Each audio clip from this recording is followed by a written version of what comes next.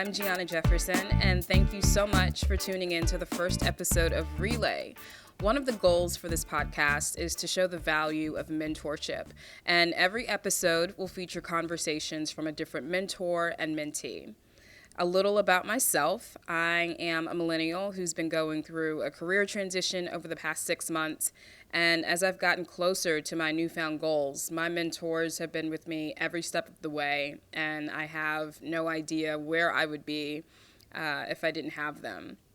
One of those mentors, Clarke Ruiz, has not only become a mentor to me, she's become my family. And in this first episode, Barbara gives some great tips on success and tells us how she manages it all. Take a listen.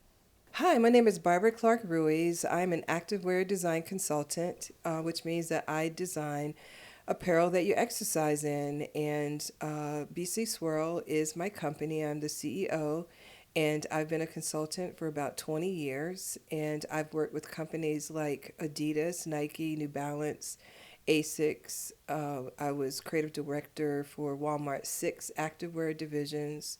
And I'm currently designing the collection 11 by Venus with tennis icon Venus Williams. Yay! How did you get into designing? How did you know that activewear was the type of designing that you wanted to do? I didn't know that activewear was the type of design I wanted to do. I was a student at Pratt Institute. I graduated from Pratt, and I was a fashion design major. And, all throughout my studies, it was always this focus around, being a couture designer or being a ready-to-wear designer. And it was anything other than activewear. And so when I graduated, I got offered a job with Ralph Lauren and also with Adidas. And Ralph Lauren was paying $19,000 a year, which even though I had been a student for 4 years and I had learned to live on little or nothing, I wasn't sure if I could live on $19,000 in New York City. But I was determined that I wasn't going to move back to Virginia. So I thought, I'll take this job with Adidas, and they were paying $30,000 a year. And I said, you know what, I'll take it. I don't have to be married to it. So at least that way, I'm secure that I'm definitely not going to have to move back home. And so I took the position, and I started to design a lot of product that made a lot of volume for them. And I just developed this love for activewear. And from there, I was with the company in New Jersey for about a year and a half. And my boss came in and told me that they were closing down our office and they were opening an international design office in Fontainebleau, France. And he asked me if I'd be interested in going. They had one design position and he was offering that to me.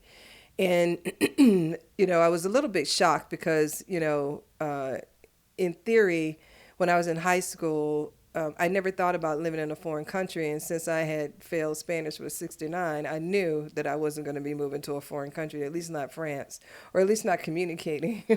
So, so I was married. I just gotten married, and so my husband said, "Yeah, we should go." And I'm like, "Wow, okay, well, let's go." And so Adidas offered me, all this money to go there, and it was a really nice package they put together, and they put together a nice package for my husband as well, who's a civil engineer. And so we moved to Europe for about 18 months. And then after that, they decided to close down the office in Fontainebleau and move it back to their headquarters in Herzogenaurach, Germany. And my boss said, you're going to go to Germany and finish up the collection, and, and then you can decide what you want to do. And I'm like, he's like, so what do you want to do? And I'm like, I have no idea. I said, I guess I'll just go and get a job. Thinking that what other choice did I have? And so he said, why don't you stay on as a consultant? And I'm like, well, what do they do? He was like, well, pretty much the same thing you're doing now, except you'll get to do it from home. And I was just waiting okay, there's a catch. What's the catch? And I'm like, if I get to do exactly what I'm doing now and I get to do it from home, why wouldn't everybody be a consultant? So I ended up working with them, consulting with them for like 5 years, and I traveled back and forth to Germany. And that was really like my commute. Sometimes I'd be there for, a week. Sometimes I'd be there for 3 weeks. But I continued to expand upon, my work with them. And they offered me because I was doing so much product that had done a lot of volume for them. My boss had asked me if I'd be interested in having my own category of business, and I could pretty much call it whatever I want. And so as a designer, that's like a dream come true. A big company like Adidas, and you're gonna have to, you're gonna have like your own category of business. And I'm like, sure. So I did that, and I created this category called trefoil. And basically, what trefoil is like that three leaf that consists of their original logo, Adi Dassler's logo. And so I actually took that and I put the three stripes on jeans and overalls and anything that was more streetwear driven.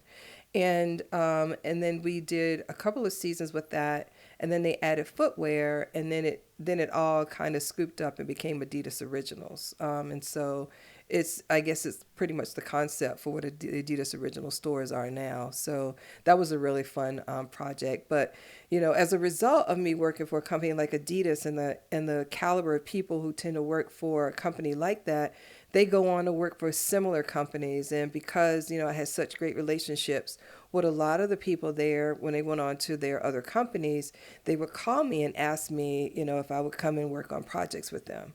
So that was really, how I, started my business and have, been able to sustain it for over 20 years. And I'm still in contact with a lot of the people that I used to work with at the company. So, it's great. I have a fun job. I really enjoy it. What skills do you think that you've needed to have in order to be able to sustain? I mean, even back in college when you got both of those offers from really prestigious companies, what do you think that you had that put you over the edge compared to other candidates? I think what put me over the edge was, and I don't know for sure. All I know is that I had decided that I was going to be successful, and I was going to work really hard at it. And I just saw myself, with a certain type of lifestyle, and I just envisioned that for myself. And I just felt like, I worked really hard on my designs. Like, I take a lot of pride in what I present, and if I don't like it, I don't present it. And I have a lot of integrity when it comes to my work, and I really think about it hard. And I want that when I do turn in a presentation, that people are really wowed by that.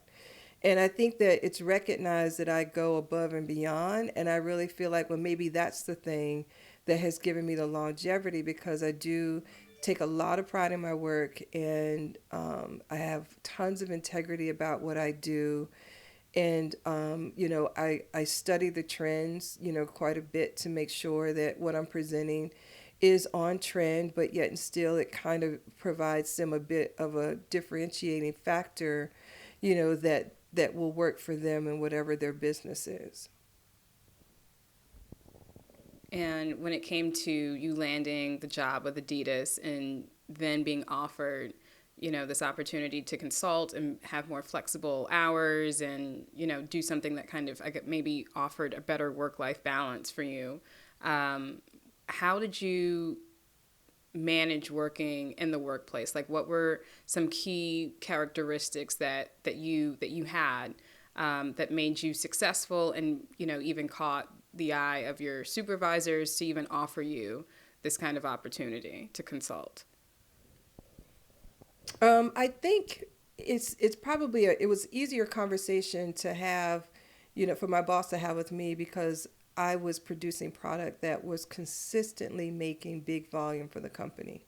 And so he recognized that. And I think he recognized my talents. And, I've also been a really easy person to get along with. And, I'm really friendly, and I just, I take my work really seriously, but I always try to have fun, and I always laugh, and I'm good about laughing at myself. And, you know, um, and I think that, one of the things that one of my mentors told me many years ago was, with your clients, because she's also a consultant, Edie Weiner, who is a futurist, and I think she's incredibly bright. But Edie has said to me that the first thing you do when you get a client is you make them your friend, because your friends have more loyalty to you than a person who is just hiring you for your business. And so I just have a kind of personality where I think it's easy for people to say, to feel like, that we're friends, and because I'm really genuine about it. Like, I think if I don't like someone, I think they genuinely know that I don't really care for them. And I don't really work with people that I don't like. And I have, I really, if it's somebody that I don't get a good vibe from, I just don't work with them, because, there's been a couple of instances around with people that, I didn't listen to my gut, and those projects just always went to the left. And so over the years, I just really learned how to listen to my gut, and I just really try to have fun in, what I do. And I think because of it also being activewear, you know, a lot of people are really, health conscious. I mean, you figure 20 years ago, people weren't exercising and eating right the way they're eating now. But, I always felt like the adrenaline, that you get like after a workout, or when you're consciously, eating right and you're exercising, your mindset is a little different, and I really feel like it's different for those people who might be on 7th Avenue doing, couture fashion. There's a lot of attitude. I always feel like there's a lot of unnecessary attitude that kind of comes with that for some reason, the stigma with that. But you don't get that in activewear. Like, people are just like, they are who they are, and they don't put up any, there's no kind of, facades that they put up, and they're not kind of, uppity, like sometimes you might find with people who are in, the fashion industry. That's a really good point, and that's something that I'm just learning. Like, as of the past 2 weeks, just learning to have a bit more fun with what I do, because for some reason, I feel like I've been conditioned for a while to think it's just strictly business. It's all business. Focus on that, nothing else. That's all employers and future, recruiters. That's all that they care about is, can you do the work, which is a huge part of it. But it's also just you as a person. You as a person. And when I was at NYU's leadership conference for women yesterday, one of the recruiters from HBO, that's what she was talking about. Throughout her career, she's just been able to be more of herself and be more authentic. Mm-hmm. She doesn't talk differently according to who she's around. She's just able to be fully herself. Right. And that's something that I am just learning, but I'm starting to realize the opportunities that brings. Yeah. I've met so many more people, just being able to have a laugh with them and break bread. Yeah. Being somebody that people want to be around, because you have to work together, but now I feel like cultures, especially with technology booming the way in which it is, that there's this trend of a culture where people just want to be around people that they like. Yeah. Yeah. That they like. I get it. Yeah, it's true. That's part of this whole work-life balance thing, and just being happy and being well. That's a part of that. So that's helpful. Who have been, I know that you mentioned one of your mentors, throughout your life, like, what role have mentors played in your life? Like, how important have they been? Well, I can't say that I've had like a lot of mentors. There's like been people who have passed in and out of my life for various reasons, who have offered advice, at different times. Yeah. Whenever I needed it. Yeah. But I can't say that, there is, a number of people that I could really turn to. I think, Edie's been great because she's been really wonderful when I need advice. But I had, like one of my high school fashion design teacher, she was really great in terms of, helping me to understand that it was design that I wanted to go into versus any of the other careers in fashion. And she was really, and she also wanted to attend Pratt, so she was really, really proud of me when I got accepted to Pratt and was able to attend that. But, I think mentors are really important. And I think that more people who have success should give back. I think it's just really important, that we all just try to help one another, even if it's just one-off. If someone comes to you for advice, then you really owe it to them to take a minute to just have a conversation, because it's not going to kill you to have a conversation with someone, because you just never know what you might be able to share with them that they might be able to move something forward in their life. And, I just think that, if someone comes to you for help, I really feel like it's your duty that you need to do that. So, I wish I did have like that one mentor who, had walked the path that I've walked and that I'm walking, but I don't. I think it's just been a number of people that just kind of make up, and just give me whatever I need at whatever time. Mm-hmm. Mm-hmm.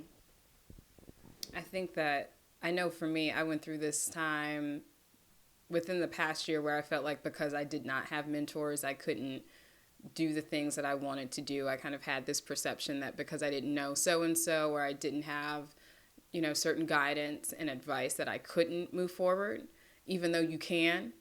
And what I found is once I do my part, I've attracted mentors in some way. Mm-hmm. Like even meeting you at Levo League, I didn't go seeking mentors. I just was doing my own homework and doing what was making an investment in my own career by going to this event to learn more and meet new people, but not specifically seek a mentor. I just went to just do what I was supposed to do for myself. And I'm starting to see that trickle down into creating mentors in the most informal and unthought of ways possible. So what is next for you? You've accomplished so much, and I have this perception, this is just how I feel about you. You've accomplished so much, but you still have this drive like it's freshman year. Mm-hmm. Like you're always coming up with different ideas and starting something new, even though you've been a creative director for Venus Williams and Adidas. You've done all these great things, but it's still like it's your first time around. I feel like you still have that kind of that energy, that fire for it. So what's next for you, and how do you keep that energy and that enthusiasm for what you do? How do you continue that? I think, I just feel like I have like this fire in my belly, and I just know that there's something great that I'm supposed to do. I don't know if it's one thing or multiple things. I just don't know, but I do know that I'm incredibly creative. Like I just feel like creative ideas just kind of ooze from my pores, and and I really feel like that's a blessing. And there's just so many ways that, I can look at a situation and say, oh, well, I can make it better by doing X, Y, and Z. I just get so pumped, about coming up with new ideas and just the implementation of them. Because a lot of people fall short in their success.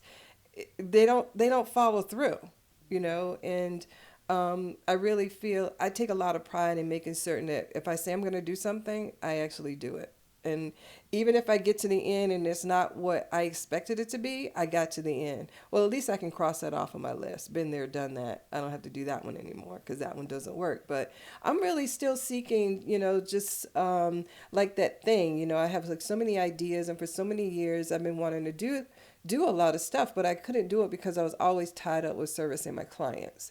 And a lot, it just takes a lot of time, and there's only but so many hours in the day. And so now I'm at a point in my life where I want to now take all of these ideas that I have, and I just want to, implement them. And so I'm working on doing a crowdfunding campaign with a handbag collection that I want to launch, and I'm planning on doing that in the next couple of months. And I also have a line of dresses and beach cover-ups that I'm going to be launching as well. And I have, ideas all on paper to do a men's high-end luxury, activewear collection that I'll be doing with my husband.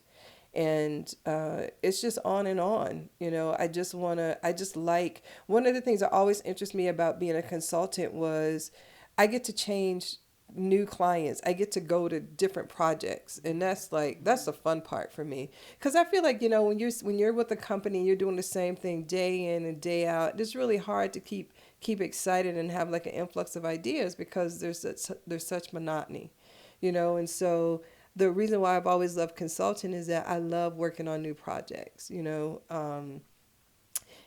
I just get really excited when I can come up with an idea and I can see it from start to finish. And, and then to finally get it out there on the market, it really gives me a real sense of pride of saying, oh my gosh, I created that. That's really cool. So it doesn't excite me as much as it used to when I would see people who would be wearing my clothes on the street. Because, in the beginning, when I first saw someone wearing my clothes, I'm like, I would just be so ecstatic. I was like, oh my gosh, that's my design. And of course, it happened a lot with Adidas. I remember one time I went skiing in Colorado, and all of the ski instructors had on the Burdette jacket, which the Burdette jacket is one of those kind of historically iconic jackets for the company that I created. And so I'm on the ski lift and I see hundreds of ski instructors wearing the Burdette jacket. And I'm like, wow, that was really cool. That was very cool. So I don't get as excited anymore, when I see product, but, it's still a little thrill. So. And just to switch it up a bit, if you were stranded on an island, what 5 things would you have with you? Oh my gosh. Okay, if I'm stranded on an island, what 5 things I would have? I would have my husband and my daughter, for sure. Those are 3. I would have MacGyver. Okay. Because I think he would come up with some really good ideas to kind of help us to survive it. And then I would have Crocodile Dundee, because I think that he would be able to go out and kind of fetch some food, kill some animals, do whatever, because I don't want to do that kind of work. And I know my husband's not going to do it. So I think those would be the 3, like a MacGyver, Crocodile Dundee, and my daughter Maddie, and my husband. I got one more. Let me see. I think one more thing. I'm not just stranded on an island. Gosh, I think probably a blender. A blender? I think maybe it might be a blender because, I don't always like to eat healthy. I'm not going to lie. I'm like, but I could put anything in a blender and drink it. So maybe it's a blender because, because I don't eat red meat. I don't eat lamb. I don't eat veal. There's a lot of stuff I don't eat. But I'm thinking if I can get that in a blender, because I have to survive. And I'm not going to eat squirrel. I'm not going to eat rat. But if I put it in a blender with some greens, I might be able to get that down. So, but there would have to be electricity. Yeah. I would have a blender that was like part telephone. It was like a blender, telephone, Wi-Fi.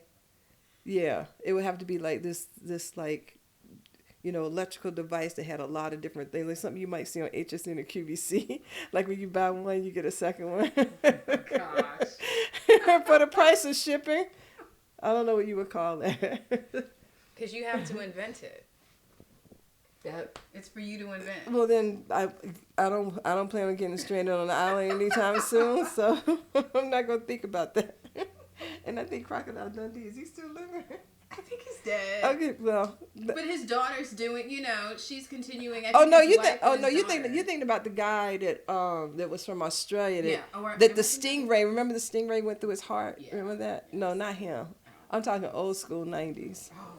I don't know him. I'll show you a picture. And 5 pieces of advice you would leave for any upcoming designer. Oh, designer specifically? Okay. Doesn't have to be, or just 5 words of wisdom, 5 things that have been passed to you, or maybe that you didn't get when you were younger and earlier in your career. What are some lessons? What are some words of wisdom that you would leave for someone who's journeying and going through this transition of starting their career? Let's see, 5 words of wisdom. 1 is make sure every day you take time to meditate and give thanks. Whether you give thanks to God, to Jesus, to Allah, whoever your higher power is, you take a moment to give thanks and just be calm in your spirits. So that's the first thing. I would I think that everyone should have some physical activity in their life every single day, because I think that those endorphins, they give you positive thoughts. And like, I love to walk, and sometimes when I take that 8 mile walk, I come back and I'm so refreshed and have so many ideas, and I can think and I get such clarity. So I really feel like you've got to exercise every day, if not 3 times a week. Um, the other thing is, learn to be happy in your spirit. Learn to not take things so seriously. Learn to laugh at yourself. Learn to have fun. Don't forget what it was like when you were a kid and you loved to do like childish things. Not act childish, but go on a Ferris wheel or go to a carnival or eat cotton candy or just do stuff. Like, just don't forget what it was like when you were younger and you didn't have the heavy responsibilities on your shoulders of, wanting success and trying to be successful. Just be really light in your spirit. Because I think that, when you feel good about yourself, that permeates through your skin and through your spirit. And I think that other people can see that. And I think it just attracts them to you, because people don't want to be around someone who is, they're always so heavy and they've got so many problems. And because that takes work. It's easy to be around someone who is, always thinks positive and always has a positive outlook on life. And, they might not have it all figured out, but at least they feel really, really confident about something good is going to happen as opposed to something negative is going to happen. So I would just be really positive in your thoughts and in your spirit. And then I think the fourth thing would be just follow through. Come up with a plan and just follow it through. And, sometimes along the way when you're following through to that plan, you might not get to the end, but at least you'll get to a point where maybe it was a pivot. Maybe it was another direction that you were supposed to take. And in taking that other direction, maybe that was where you're supposed to go. But everybody needs a starting point, so just start it. And figure out a plan. Like I'd like to write everything down, and I love to cross stuff off a list. So I would just make a list. Like every night before I go to bed, I always make a list of things that I want to do, my to-do list the next day. One, because it allows me to be able to sleep better. Like I'm not laying there at night thinking about, okay, I got to remember to do this in the morning. Okay, I got to remember to do that. Oh, I just make a list. And I always keep a pen and pencil by my bed at night. So I create this list, and it allows me to get all of that stuff that's in my brain out on paper. So I know I'm not going to forget. And the next morning when I'm done with my meditations, then I look at my to-do list and I figure it out. Okay, so what I'm going to start today. And then I think the last thing would be just remember to just help other people. People, just remember, like everywhere, every person that has some help from someone at some time. Somebody gave them a break. Somebody took their phone call. Somebody took that meeting. Just remember that, if someone comes to you and they need help, you just remember to give back, and you just remember to keep paying that forward. And I think that when you remember to pay things forward and you honestly help people with an open heart, I believe that the universe will open things up to you in a far greater way in which you could have ever imagined. So I think you just have to, I really feel like it's our duty as humans to care about one another and want to help one another.